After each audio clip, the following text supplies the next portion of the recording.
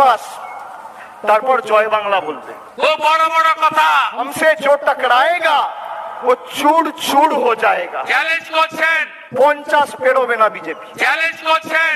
যে গোটা ছাইপা আসার গুটি কয়েকটা বাংলা বিরোধী পড়ে রয়েছে তাদেরকে ছেটিয়ে বিদায় দিয়ে আমাদের বঙ্গোপসাগরে ফেলতে হবে। ধন্যবাদ। বাহ क्या सीन है।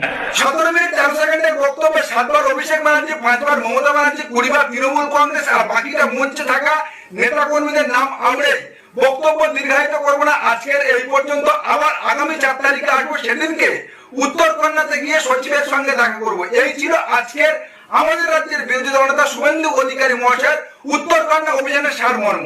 কথা বাড়াবো না। আগামী 4 তারিখে বেলা 2টার সময় আমি 65 জন বিজেপি এমএলএ কে নিয়ে কোচবিহারে আসছি। ওই দিনই